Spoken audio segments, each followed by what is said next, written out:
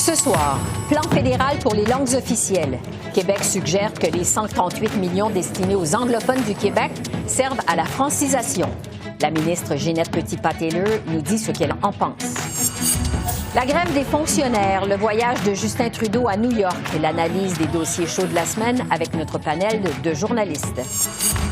Le Canada procède finalement à ses premières évacuations au Soudan. Le point sur le conflit avec Nicolas Coghlan, ancien ambassadeur du Canada dans ce pays. Bonsoir, Mesdames, Messieurs. Le plan d'Ottawa pour la protection des langues officielles au pays suscite son lot de réactions et d'attentes. Le gouvernement de François Legault souhaite que l'argent destiné à la communauté anglophone du Québec serve à la francisation. Le gouvernement Trudeau a annoncé hier une somme record de 4,1 milliards sur 5 ans pour les langues officielles, dont 1,4 milliard en nouveaux investissements. Cet après-midi, à la Chambre des communes, le Bloc québécois a reproché aux libéraux d'investir dans la promotion de l'anglais au Québec. Le projet de loi C-13 reconnaît que le français est menacé au Québec. Pourtant, les libéraux ont déposé un plan d'action hier où la part du Québec, c'est 140 millions par année pour la promotion de l'anglais. Dégueulasse. 700 millions pour 5 ans pour l'anglais au Québec et 0 pour le français. Des miettes. Alors, les Québécois se demandent aujourd'hui, est-ce que le fédéral a des chiffres qui prouvent que l'anglais est menacé au Québec? Sinon, pourquoi les libéraux l'anglais au Québec alors que c'est français? L'honorable ministre des langues officielles. Merci beaucoup, Monsieur le Président. Monsieur le Président, hier était une journée historique pour les langues officielles de ce pays. Avec un plan d'action, un investissement historique, Monsieur le Président, de 4,1 milliards de dollars, qui va appuyer nos communautés de langues officielles en situation minoritaire et aussi renverser le déclin du français partout au pays, y compris le Québec. Au Québec, je le disais d'entrée de jeu, le gouvernement Legault croit de son côté que les 138 millions du plan fédéral qui sont destinés à la communauté anglophone québécoise, que ça serve à la francisation. Alors, pour réagir à ça, j'ai à mes côtés la ministre responsable des langues officielles, Ginette Petitpas-Taylor. Bonsoir, Madame la ministre. Bonsoir. Qu'est-ce que vous pensez de cette idée que l'argent destiné au Québec, aux anglophones, serve à la francisation? Mais premièrement, je dois vous dire que hier, c'était une journée exceptionnelle pour les langues officielles au pays. J'étais très contente de dévoiler finalement notre plan pour les langues officielles pour les prochaines 5 années. Les intervenants attendaient avec impatience, moi avec, et puis là, finalement, on a pu leur présenter notre plan. Si je peux juste prendre un petit recul, si vous me le permettez, on a fait des consultations pan-canadiennes avec des milliers de Canadiens d'un bout à l'autre du pays en préparation pour ce plan. Les 4 priorités qui avaient ressorti, c'était finalement l'immigration francophone, qu'on doit faire des investissements. Deuxièmement, le continuum en éducation. Après ça, de faire sûr qu'on va bien appuyer les organisations qui font le travail sur le terrain, puis de s'assurer que le gouvernement fédéral va faire preuve de leadership pour protéger et promouvoir le français partout au pays, y compris le Québec, puis appuyer nos communautés de langues officielles en situation minoritaire. Voilà qu'est-ce que nous avons présenté hier. Aujourd'hui, j'ai entendu les propos, comme que vous avez bien mentionné. Mon message est quand même, on ne finance pas l'anglais au Québec, premièrement. On a rencontré la communauté anglophone du Québec lors de nos consultations. Ils nous ont demandé 3 choses. Premièrement, toute la question de l'aide à l'emploi. Ils ont demandé de l'appui pour l'apprentissage de langue seconde, qui est le français, et puis aussi d'appuyer la vitalité de leur communauté à travers des arts et de la culture. C'est exactement ce qu'on fait. Fait qu'on n'est pas en train de financer l'anglais. On donne les outils aux anglophones quand même pour pouvoir travailler, entrer sur le marché du travail, puis vivre. Parce que certains craignent que cet argent aux anglophones, ça serve à contester, par exemple, la Charte de la langue française. Qu'est-ce que vous répondez à ça? La grande majorité des investissements qui ont été annoncés hier dans le plan d'action comme MSTR est vraiment, comme j'ai dit, pour la question de langue seconde, aussi, qui est le français, et puis aussi pour s'assurer qu'ils vont avoir l'accès à l'aide aux emplois. C'est sûr que oui, on a un programme de contestation judiciaire qui existe, mais le programme de contestation judiciaire est pour, oui, les communautés anglophones du Québec, c'est qu'ils choisissent, mais aussi, n'oublions pas les communautés en minorité linguistique. Comme chez nous, au Nouveau-Brunswick, le programme de contestation judiciaire a fait une énorme différence de notre quotidien avec différentes causes. Et puis, quand le gouvernement Harper avait fait les coupures des années passées, c'était vraiment une grande perte pour nos communautés, spécialement au Nouveau-Brunswick. Ça fait qu'encore une fois, le message quand même, on ne finance pas l'anglais au Québec, c'est tout à fait le contraire, mais on veut appuyer la vitalité de la communauté anglophone du Québec. Parce que vous l'avez dit hier, je veux être bien clair, il y a une seule langue officielle de menacée au Canada et c'est le français. Est-ce que vous pensez que l'anglais est menacé au Québec? Non, c'est pas ça du tout. Comme je l'ai dit clairement hier, la seule langue officielle au Canada qui est menacée, c'est le français. Et puis, c'est pour cette raison que le gouvernement fédéral doit prendre ses responsabilités et puis fasse tout ce qu'on peut pour protéger et promouvoir le français partout au Canada, y compris le Québec. Mais la langue officielle, les lois sur les langues officielles quand même, est quand même là pour protéger nos communautés de langues officielles en situation minoritaire. L'anglais n'est pas menacé au Canada. L'anglais n'est pas menacé en Amérique du Nord, seulement le français. Mais on doit quand même être là pour appuyer nos communautés de langues officielles en situation minoritaire. Et puis voilà qu'est-ce que le plan d'action fait. Oui. Votre homologue au Québec a dit hier, Jean-François Roberge, je veux être clair, ça prend une asymétrie pour le Québec. Est-ce que vous êtes d'accord avec cette asymétrie? Encore une fois, comme que je l'ai dit à maintes reprises, puis comme on l'a dit, la seule langue qui est menacée au Canada, c'est le français, puis le gouvernement fédéral doit faire sa juste part, non seulement avec le plan d'action, mais aussi avec le projet de loi C-13, qui est présentement en cours à la Chambre des communes. Le gouvernement fédéral reconnaît notre rôle, notre travail, et puis c'est exactement ce qu'on fait, puis on veut adresser la situation. Vous devez vous rencontrer la semaine prochaine, vous et M. Roberge? Oui, si pas cette semaine, la semaine prochaine, on va avoir une rencontre pour parler de notre projet de loi et puis d'encore une fois les différences d'opinions, ce qui en existe, et puis pour finalement continuer à travailler ensemble. Moi, avec tous mes collègues, mes homologues des provinces, des territoires qui sont responsables pour les langues officielles, j'aime d'avoir des bonnes relations de travail avec eux. On n'est pas toujours d'accord avec tout, mais je pense que c'est très important de pouvoir avoir des conversations et puis communiquer régulièrement. Oui, parce que vous dites c'est important d'avoir des bonnes relations. Tout ça survient alors qu'on pensait qu'il y avait un retour à la paix linguistique entre Ottawa et Québec. Vous vous étiez entendu sur des amendements à votre projet de loi C-13. Est-ce que ces amendements-là, cette entente-là tient toujours, ce compromis-là tient toujours? Moi, je l'ai toujours dit, l'objectif du Québec et la loi sur les langues officielles, l'objectif du fédéral, c'est le même. On veut tout faire pour protéger et promouvoir le français au Canada, puisqu'on reconnaît que c'est la seule langue qui est en déclin. Et puis, notre projet de loi reflète cette réalité-là.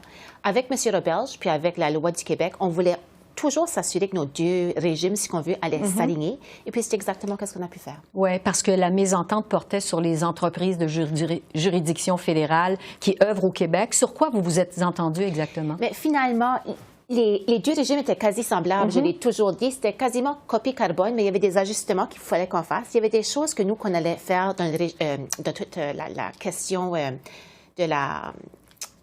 toute la question des règlements, le développement des règlements, et puis il y avoir des changements, des modifications que les êtres fait là. Au lieu de les mettre dans le règlement, finalement, on les a mis dans la loi comme telle, mais c'est vraiment du langage vraiment précis comme tel, mais on voulait s'assurer, comme j'ai dit, que les deux régimes allaient bien s'aligner, et puis finalement, on a pu s'entendre à ça. Oui, parce que, à la suite de ce compromis-là, qui tient toujours, que vous nous dites, plusieurs ont dit, on entre dans une nouvelle ère des relations fédérales provinciales, Québec-Ottawa, je devrais dire, sur la délicate question linguistique. Est-ce qu'avec ce qui a été annoncé hier, ça met en question, ça remet en question cette nouvelle ère dans les relations Québec-Ottawa sur la question de la langue? Oui, c'est non. Tu sais, que je veux dire, moi, mon but, c'est vraiment de travailler avec mon homologue au Québec, M. Roberge et tous mes homologues. Je pense que les gens doivent quand même comprendre les investissements qu'on fait dans le plan d'action. Comme j'ai dit, on n'est pas en train de financer l'anglais au Québec, là. Puis je pense que c'est vraiment ça que le message qui est clé que les gens doivent reconnaître. Mais on est un gouvernement fédéral, on est ici pour représenter les communautés de langues officielles en situation minoritaire. Puis oui, il y a une communauté anglophone au Québec. On est là pour s'assurer qu'on peut les appuyer aussi. Puis encore une fois, quand on parle de services de langue française, des programmes comme tels, je pense que c'est une bonne chose. Si on peut faire rayonner la langue française partout au pays, je pense que c'est vraiment un atout pour le Québec aussi. Oui, tout ça survient alors que C-13 est entré cette semaine en 3e lecture à la Chambre des communes. Est-ce que vous avez espoir qu'on va finir par adopter ce projet de loi-là avant la pause estivale, parce qu'il reste quand même peu de temps, là? Je suis un peu gênée, puisque c'est à quelques reprises que j'ai donné des dates que j'espérais qu'on allait... J'ai posé plusieurs fois la question. Puis vraiment, j'espérais vraiment qu'on allait rencontrer ces dates-là. Mais j'espère, oui, qu'on va l'avoir, qu'on va recevoir la sanction royale d'ici à la fin du mois de juin. Mais encore une fois, il reste encore du travail des parlementaires. Il faut que le projet de loi soit envoyé au Sénat. Mais tout le monde est pas mal impatient. Les gens ont attendu avec impatience notre plan d'action. Mais là, hier, à la conférence de presse, les intervenants me disaient « Ginette, on a bien hâte au projet de loi aussi. » Puisque, encore une fois, voilà un autre outil qui va nous aider à protéger et promouvoir le français. Et puis, on veut finalement passer à d'autres choses. Puis après que l'adoption de la loi se passe, il y a quand même un travail de rédiger les règlements qui existent. Fait encore une autre période de consultation. Fait qu'il nous reste encore beaucoup de pain sur la planche. Et puis, on veut s'assurer qu'on peut faire ce travail-là pour répondre aux besoins des Canadiens. Ginette Petitpas-Taylor, merci beaucoup. Merci. Au jour 9 de la grève des fonctionnaires fédéraux, les grévistes ont intensifié leurs moyens de pression. Des fonctionnaires ont organisé une manifestation au poste frontalier de Lacolle, en Montérégie, pour dénoncer la lenteur des négociations. À son entrée à la Chambre des communes, le chef adjoint du NPD, Alexandre Boulris, a exigé une meilleure offre de la part du gouvernement. Ça fait maintenant plus d'une semaine que 155 000 personnes qui travaillent pour la fonction publique fédérale sont en grève. La grande majorité de ces personnes-là en grève, c'est des femmes qui ne gagnent pas une fortune, ce n'est pas des gros salaires. Et tout ce qu'ils demandent, c'est un minimum de respect pour ne pas s'appauvrir. Parce que l'offre du gouvernement libéral en ce moment, ça veut dire un recul puis une perte de salaire. Il me semble que c'est le gros bon sens, c'est normal que ces gens-là veulent au moins suivre l'inflation pour être capables de continuer à payer l'épicerie. Et pour analyser les impacts politiques de cette grève, je retrouve les journalistes Joël Denis Bellavance de La Presse, Althia Raj du Toronto Star et Catherine Lévesque du National Post. Bonsoir à vous trois. Bonsoir. Donc, la grève est à sa deuxième semaine. Il y a des gens d'affaires qui demandent une loi spéciale. Catherine, est-ce qu'on se rapproche de plus en plus d'une loi spéciale? Je pense que la possibilité est toujours là, mais je pense qu'à ce moment-ci, le gouvernement Trudeau ne veut pas avoir à utiliser cette massue, cette loi spéciale. Je pense qu'on essaie vraiment d'en arriver à une négociation, une solution négociée plutôt. Alors vraiment, là, bon, les négociations se poursuivent, les discussions se poursuivent. Il semble y avoir, ça bouge, ça a commencé à bouger un peu cette semaine quand même. On a vu le syndicat qui a dit, ben, on est prêt à accepter un peu moins. Mona Fortier qui dit je pourrais peut-être bouger, 9 % c'est peut-être pas ma dernière offre, mais je suis pas capable d'en faire beaucoup plus. Là, le problème, ça va être vraiment là, de trouver une solution pour le retour, en fait, finalement, le travail de chez soi. On veut vraiment pas que ce soit dans la convention collective. Alors, j'ai vraiment l'impression que c'est là-dessus, là, finalement, qu'on a un problème. Pascal Thia, Mme Fortier dit qu'elle a une petite marge de manœuvre. Qu'est-ce que vous pensez de la gestion de cette grève par le gouvernement? C'est une bonne question. Je dirais que ce n'est pas idéal, mais il y a beaucoup de choses qui ont joué dans le fait qu'on arrive maintenant, comme 2 ans après le fait que la convention collective est terminée. Je dirais que le syndicat n'était pas trop pressé, eux aussi, de laisser faire leurs demandes. Le gouvernement fédéral est venu avec une offre initiale qui était très basse, peut-être même insultante pour le syndicat. Alors, dès le début, les conditions n'étaient pas propices pour une entente. Depuis que la grève a commencé, je trouve que ce qui est particulièrement intéressant, c'est comme la présidente Mona Fortier négocie en public. C'est très rare qu'on voit ça. Je pense que le gouvernement fédéral n'est pas opposés à utiliser la loi spéciale. Ils l'ont quand même utilisée en 2018. Ils l'ont utilisée en 2021 contre les travailleurs de Post Canada, puis les travailleurs au port de Montréal. Mais c'est pas nécessairement clair que les conservateurs seraient prêts à supporter le gouvernement libéral. Ils semblent vouloir les laisser ruminer dans leur coin avec leurs problèmes, puis pas eux-mêmes prendre une position. Alors là, on arrive quand même, c'est un gouvernement qui s'est prononcé les 3 dernières campagnes avec des mesures très fortes pour les syndicats qui a inclus les leaders des syndicats dans beaucoup de leurs programmes. On pense les renégociations de NAFTA, même le bail-out pour les médias. Il y avait une représentation de Unifor là-dessus. Ils ont nommé un leader au Sénat. C'est pas un gouvernement qui veut se faire voir comme un gouvernement qui est prêt à utiliser la loi spéciale. Oui. Mais aussi, Mona Fortier, elle n'est pas prête Catherine a raison, la vraie grosse demande, là, qui est un gros problème, c'est le retour au travail. Le télétravail. Le télétravail. Mais Le télétravail, il y avait toujours une manière pour les employés, disons, ton mari, on l'envoie à Paris, peut-être que tu vas travailler en télétravail pendant 1 an. Mais là, donner aux bureaucrates la possibilité de faire une plainte formelle contre le gouvernement parce que on leur a demandé de retourner au travail 4 jours au lieu de 2 jours, c'est pas quelque chose que le gouvernement fédéral est prêt à faire. Puis, je dirais que dans le côté privé, à travers le Canada, il y a beaucoup d'employeurs qui ne seraient pas prêts à faire ça non plus. Joël Denis, quelques secondes pour conclure sur la grève. Ouais, moi, je sens que les deux partis sont quand même campés sur leur position et je crains que cette grève dure plus longtemps que ce qui avait été envisagé au départ, à la fois du côté des syndicats, mais aussi du côté du gouvernement. Donc, plus c'est prolongé, plus ça va faire mal au gouvernement Trudeau, plus la pression va être forte pour qu'il adopte ou passe une loi de retour au travail. Le plan d'Ottawa présenté mercredi sur les langues officielles, donc c'est 4,1 milliards sur 5 ans, c'est une somme record. Oui. Il y a 138 millions pour la minorité anglophone du Québec. Joël Denis, je reste avec vous. Qu'est-ce qu'il faut penser de ça? Bien, que le gouvernement fédéral a encore une responsabilité avant la minorité anglophone au Québec. On ne peut pas l'abandonner. Ça, le gouvernement fédéral va maintenir le cap parce que s'il est accusé d'abandonner la minorité anglophone, ça risque de faire effriter l'appui qu'il pourrait avoir pour les minorités francophones à l'extérieur du Québec, évidemment. Donc, c'est un jeu d'équilibriste que le gouvernement fédéral doit jouer. Il y a des pressions du gouvernement du Québec pour qu'on n'en fasse pas trop pour la minorité anglophone, mais le gouvernement fédéral a quand même un devoir constitutionnel de protéger les minorités. Catherine, ça survient au moment où on pensait qu'il y avait comme une paix linguistique entre Québec et Ottawa. Joël Denis, d'ailleurs, a écrit là-dessus il y a quelques semaines. Oui. J'ai reçu il y a un instant la ministre Petitpas-Taylor qui me dit non, ça ne vient pas entraver la paix linguistique au Québec, entre Québec et Ottawa. Qu'est-ce que vous en pensez? Bien, je pense que en fait, les conséquences, on ne va pas les voir encore. Je pense que surtout au Canada anglais, on réalise pas trop ce qui se passe, je pense. Je pense que ce changement qui s'opère depuis quelques années quand même, là, qui a commencé sous Mélanie Joly, à savoir que le français est la langue menacée au Canada et qu'il faut donc moderniser la loi sur les langues officielles en ce sens-là, présenter un plan d'action en ce sens-là.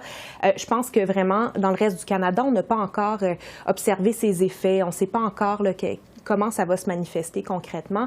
Alors, je trouve ça intéressant justement de voir, là, le plan d'action a été présenté, beaucoup d'argent là-dedans. Le projet de loi qui devrait être adopté là, dans les prochains jours, les partis d'opposition ont déjà dit qu'ils allaient appuyer ce projet de loi-là. On verra si tous les libéraux votent en faveur. Je serais un peu étonnée. Mais, chose certaine, je pense que vraiment, là, on va l'effet réel de ces mesures-là, qui sont quand même assez drastiques là, qui changent vraiment de la position historique là, du Parti libéral du Canada. On va voir les effets dans quelques années. On verra si C13 va être adopté avant la pause estivale. Même la ministre met des bémols. Émet des réserves. Bon, parlons du passage de Justin Trudeau à New York, qui en profite pour annoncer 195 millions pour les droits des femmes, mais en même temps, il doit expliquer la réduction de 1,3 milliard de son budget, de son dernier budget à l'aide au développement. Althia, qu'est-ce qu'on doit penser de la réputation de Justin Trudeau sur la scène internationale? Ah, mais ça fait longtemps qu'on pourrait dire qu'on pense que peut-être il y a une belle présence, mais il n'y a pas beaucoup de substance. Je m'excuse, je ne veux pas être trop tough, là, mais en 2015, quand les libéraux sont venus, ils voulaient vraiment avoir un siège sur le Conseil de sécurité. Puis, ils ont essayé de s'enligner, d'être beaucoup plus présents sur la scène internationale dans des choses comme celle-ci aujourd'hui à New York, les deux événements. 3 si on inclut le Council of Foreign Relations demain.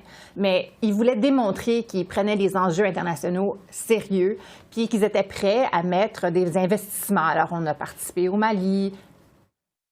Bon, on n'a pas gagné le siège. Puis, depuis ce temps-là, il y a eu moins d'intérêt, on dirait, au fédéral pour participer dans les événements comme ceci. Par contre, quand même, je dirais, M. Trudeau avait une rencontre ce matin.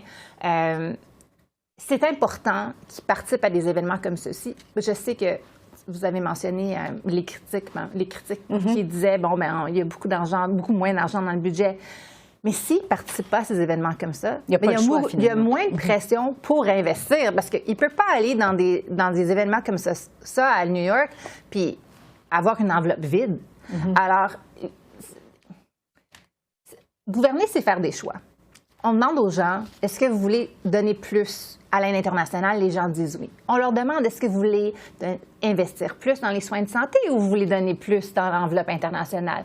Mais là, c'est un petit peu moins clair. Puis, je pense que le gouvernement a quand même une bonne raison en disant l'année dernière, puis les 2 dernières années, en fait, c'est à cause de COVAX puis les vaccins de COVID qui nous ont fait dépenser beaucoup plus.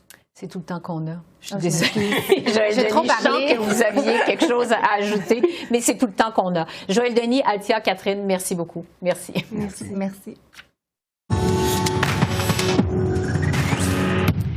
Le Canada a finalement procédé à l'évacuation de ressortissants canadiens au Soudan à l'aide de 2 avions Hercule. Plus de 200 militaires des Forces armées canadiennes sont sur place pour venir en aide aux plus de 700 Canadiens qui ont réclamé l'appui d'Ottawa jusqu'à maintenant. Depuis le 15 avril, un violent conflit oppose l'armée au pouvoir et les forces paramilitaires, un conflit qui a fait des centaines de morts jusqu'à maintenant. La ministre des Affaires étrangères, Mélanie Joly, a fait le point aujourd'hui sur la situation là-bas. Nous avons fait partie d'efforts internationaux pour que les Canadiens puissent avoir accès à du transport aérien. Ça a été le cas depuis le début du conflit. Et maintenant, nous avons 2 vols qui sont atterris au Soudan et qui ont pris des Canadiens ce matin. Je retrouve Nicolas Coughlan, qui est ancien ambassadeur du Canada au Soudan du Sud, qui est un expert donc de la question. Bonsoir, M. Coughlan. Bonjour. Le Canada a donc procédé à des évacuations au Soudan aujourd'hui. Affaires mondiales Canada affirme que la situation est volatile sur le terrain. À quel point c'est difficile dans la capitale Khartoum au moment où on se parle? Je pense vraiment que c'est très, très compliqué. Et de jour en jour, ça devient de plus en plus difficile. Il faut se rappeler, c'est une ville d'environ 8 millions d'habitants, divisée en 3 par les 2 rivières Nil.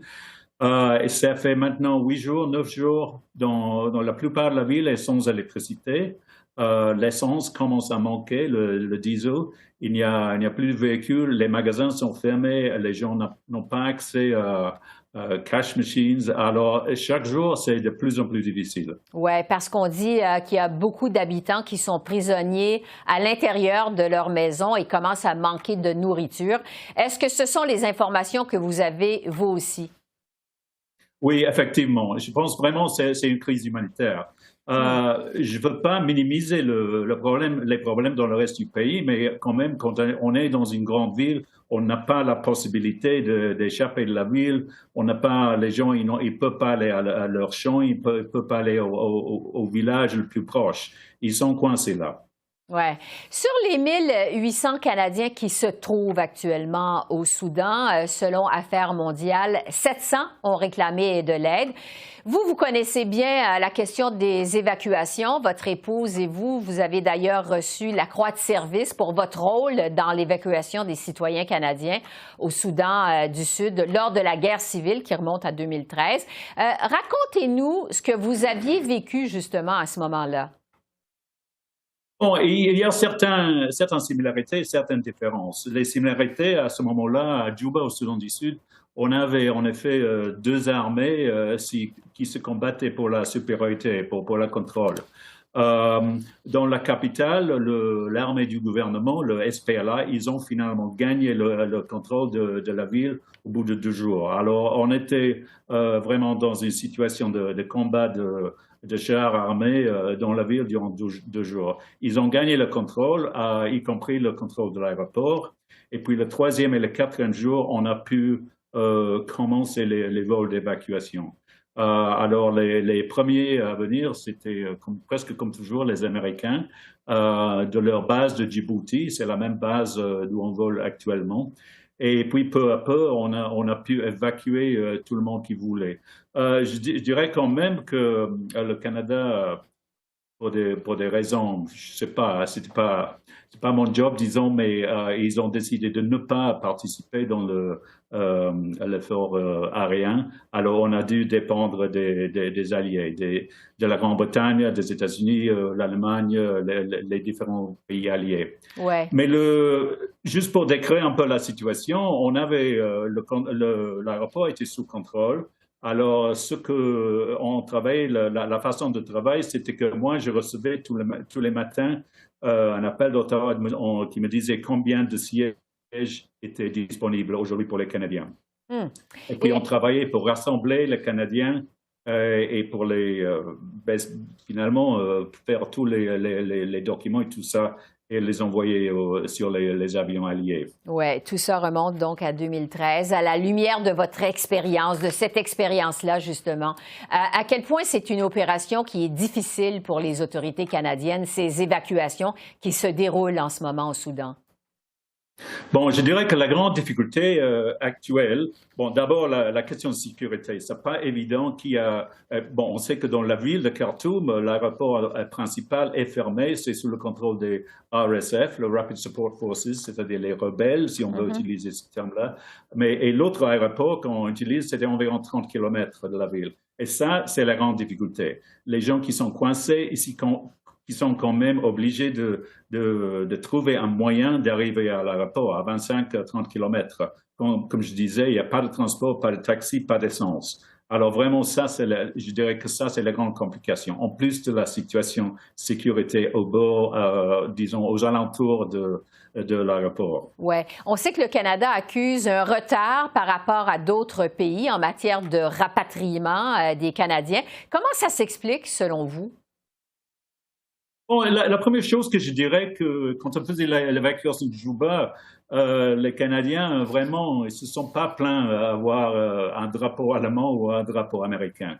Alors ça, c'est l'important, c'est la coopération internationale et le fait que ça a été les Allemands qui ont fait la première évacuation, très bien. Et je félicite toute l'équipe diplomatique qui ont négocié ça, la coopération internationale. Mais quand même, le délai, évidemment, on est entre les loin. On n'avait pas d'avion dans la région. Les Américains, ils ont une base permanente à Djibouti. Alors, c'est normal qu'il y ait un certain délai. Oui. En terminant, donc, une situation qui est politique extrêmement difficile. Quel pourrait être le rôle du Canada dans la résolution de ce conflit armé au Soudan? Bon, évidemment, la priorité numéro 1 à ce moment, c'est obtenir un cessez-le-feu.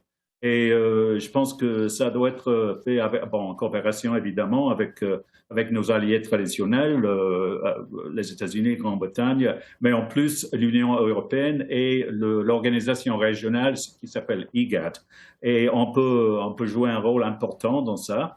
Après, disons, supposons qu'on obtient un cessez-le-feu et que le cessez-le-feu se maintient, je dirais la priorité numéro 1 est effectivement l'aide humanitaire à Khartoum et le reste du pays. Et puis, mais il ne faut pas oublier, ce conflit risque c'est pas une guerre civile à ce moment. Les deux armées, ils n'ont pas d'appui entre la population. Mais ça risque de devenir une guerre parce que les deux parties, les deux armées, ils vont essayer de gagner l'appui de la population civile. Et en plus, ils vont essayer de gagner l'appui de différents sponsors dans la région. Et là, vraiment, il doit y avoir un rôle très, très actif de diplomatie préventive.